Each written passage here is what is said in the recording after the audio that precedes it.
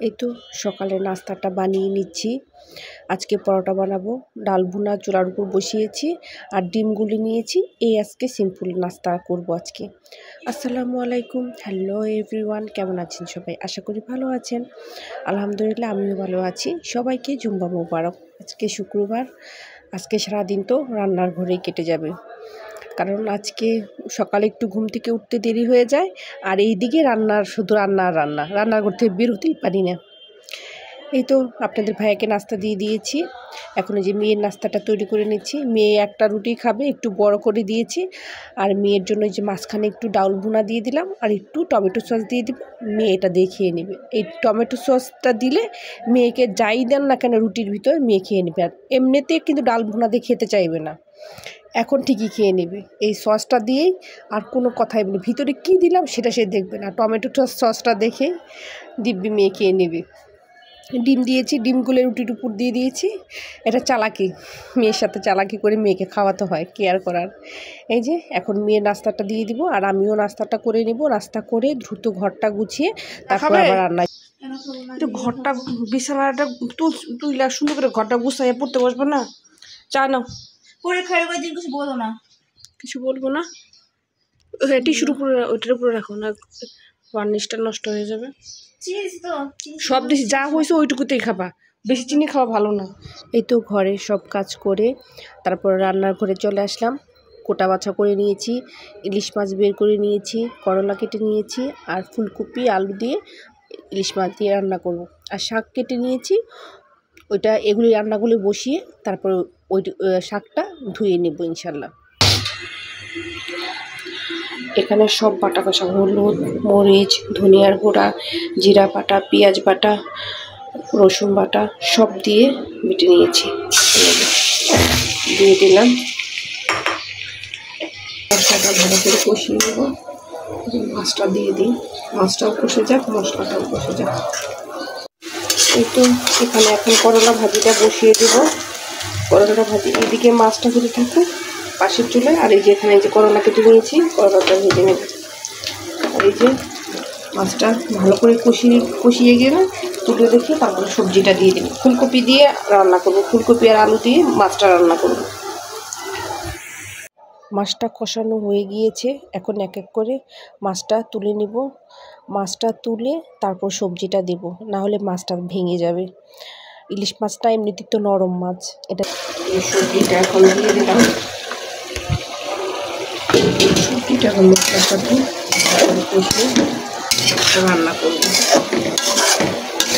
ভালো করে কষানোটা হয়ে গেলে ঝোলটা দিয়ে দিব। যে মসজিদে কিন্তু আজকে তো জুম্মাবার, সবাইকে জুম্মা মোবারক। মসজিদে খুতবা শুরু হয়ে গেছে। আর এই যে এখানে করলা ভাজিটাতে বসিয়ে দিয়েছি। আর একটু সামান্য একটু হলুদ দিতে হবে, একটু দিয়েছি, ওটাতে হবে না। একটু মরিচ লবণ দিয়ে দিই সামান্য একটু।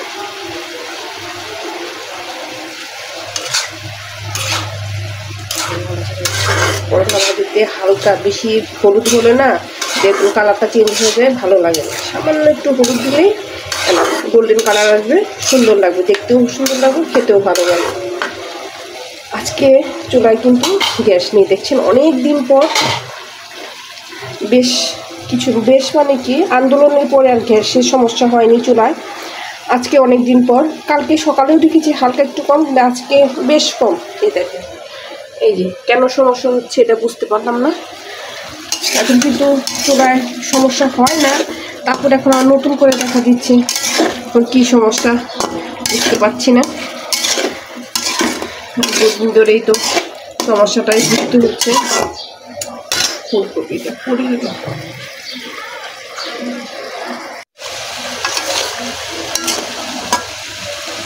ঝোলটা দিয়ে দিলাম,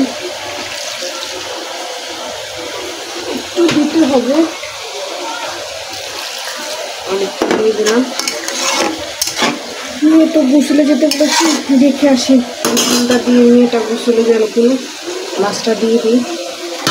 শুক্রবারের দিন না সময় পাওয়া যায় না হাতে, একদম রান্না করে সকালে নাস্তা করে ঘরটা গুছিয়ে রান্নায় আসছি। আজকে মানে কাজ শেষ হয় না। একটু কাপড় দিতে হবে ওয়াশিংয়ে, সেটাও তো আবার সবার গোসল শেষ হলে তারপরে দিয়ে দেবো।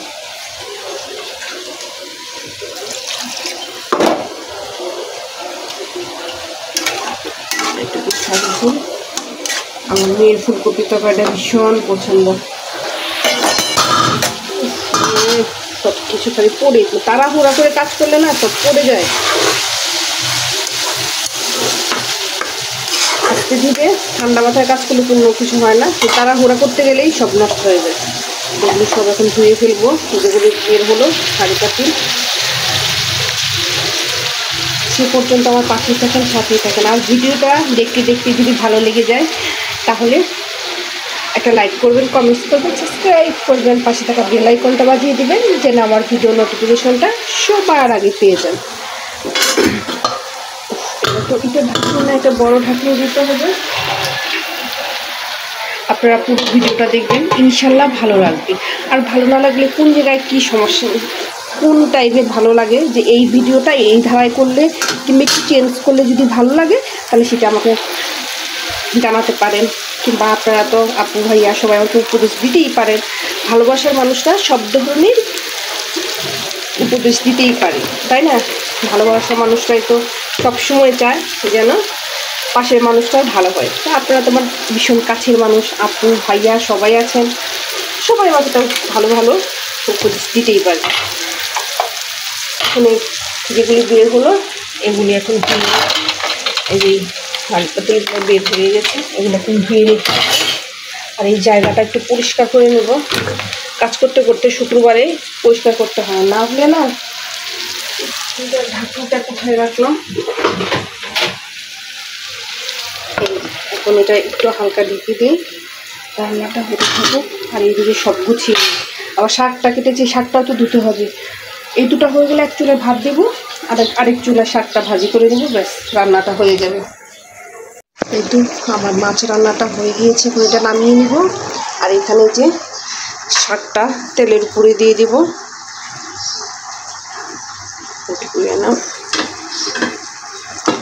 থাকুক। আর এই দিক দিয়ে এটা নামিয়ে নিয়ে এখন এটাতে ভাত বসিয়ে দেবো। আচ্ছা, ফাইনালি রান্না কমপ্লিট।